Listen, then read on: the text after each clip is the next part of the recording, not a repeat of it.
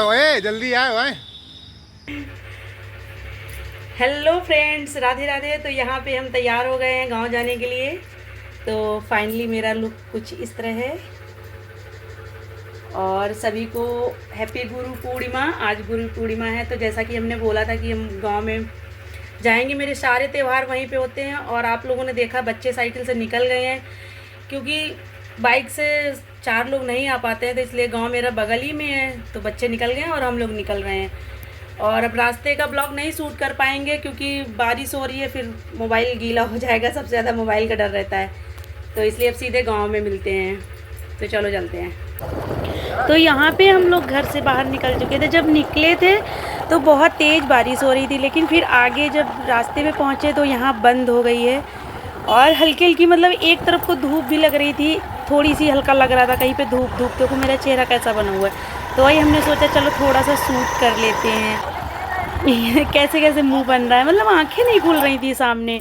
और फिर हम लोग घर पहुंच गए हैं, थोड़ा चाय वाय पिए। उसके बाद फिर यहाँ पे ये देखो दादी बना रही हैं रोटी, मतलब ये दाल भरी रोटी होती है, इनको बेढ़ई बोलते हैं। ये खाने में बहुत अच्छी लगती हैं, ये देखो। और यहाँ पे ये बना के दीवार में माता रानी का चित्र बनता है, आषाढ़ी माता का। तो बेढ़ई की रोटी से और घुइयाँ से इसकी पूजा की जाती है। तो वही दादी ने की थी, पहले बनाया और बना के एक रोटी से पहले पूजा कर दी है और फिर बनाने लगी हैं।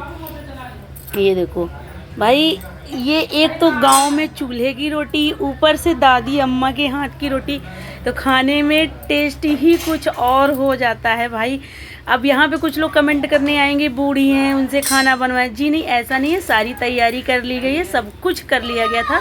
बस उनसे ये बोला गया था कि आप चूल्हे में रोटी बना दो, मुझे आपके हाथ के खाने में। सच में जो घर में बुजुर्ग होते उनके हाथ का खाना खाने में बहुत अच्छा लगता, बहुत ज़्यादा। और हम तो कहते हैं ऐसे मत खाओ, लेकिन त्यौहार में ज़रूर उनके हाथ से खाना चाहिए, आशीर्वाद होता है और उनका भी दिल खुश हो जाता है कि मेरे बच्चे सब आ गए हैं। तो हम लोग भी हर त्यौहार में अपने घर पहुंचते हैं। तो वही देखो कितनी खुश हैं और बना रही हैं, ये देखो। और यहाँ पर हम सब लोग मिलकर बना रहे हैं। और यहाँ पे ये सम्मी चाय लेकर आई है, तो वही इनको देने जा रहे हैं चाय। बोली चाय पी लो, ये देखो, ले लो चाय। और ये यहाँ पे बोल रहे थे इतने बड़े ग्लास में क्यों चाय लेकर आई हो, तो वही हमने बोला गांव की स्पेशल चाय। भाई गांव में और कौन कप में पीता होगा, गांव का मतलब ही होता है फिर यही ग्लास में मस्त चाय पीना। और यहाँ पे देखो हम सब लोग मिलकर बना रहे हैं। और फिर खाना बनाने के बाद मैगी वैगी खाई, फिर हम लोग चले आए थे। तो यहाँ पे वहाँ पे जो दादी खाना बना रही थी, दादी और हमने सब लोगों ने मिल के पहले ये दाल भरी रोटी बनाई, इसको बेढ़ई बोलते हैं गांव में। आज के दिन यही बनती है, आषाढ़ी बोलते हैं, तो आषाढ़ी के दिन यही बनती है बेढ़ई और घुइयाँ की सब्ज़ी। तो घुइयाँ की सब्ज़ी में क्या हुआ था, घुइयाँ हमारी सड़ी निकल गई थी, बहुत कम, बहुत थोड़ी निकली थी, जिससे पूजा हो गई थी। और पूजा करने के बाद फिर सबसे पहले बच्चों ने खाना खाया था, तो फिर वो ख़त्म हो गई थी। और कटहल की सब्ज़ी बनी थी। और ये साथ में आम तो बहुत कंपलसरी है, दाल भरी रोटी के साथ में आम बहुत कंपलसरी, बहुत ज़्यादा अच्छे लगते हैं। तो आप लोग भी खाइए। और आप लोग कह रहे होंगे कि गांव से सीधे यहाँ का व्यू क्यों दिख रहा है, तो इसका कारण ये है कि इनको जल्दी थी, खाना वाना बना, फिर खाना बनने के बाद थोड़ा सा बीच में नाश्ता हो गया था, बच्चों ने मैगी वगैरह बनाई, मैगी खा ली थी। फिर हम दोपहर में यहाँ पे आ गए थे क्योंकि इनको काम था, बगल ही में गाँव है, बच्चे वहीं बने रहे थे, हम लोग खाना पैक करके यहाँ पे आ गए थे। तो इसीलिए अब हम खाना खाने जा रहे हैं। तो हमने सोचा आप लोगों को भी ये दाल बड़ी रोटी खिला दे।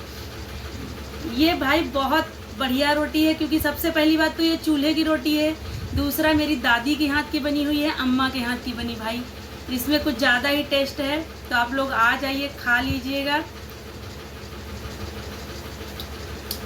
बहुत अच्छा लग रहा है। और यदि ये ब्लॉग मेरा अच्छा लगे तो एक सब्सक्राइब जरूर कर देना। तब तक के लिए बाय बाय।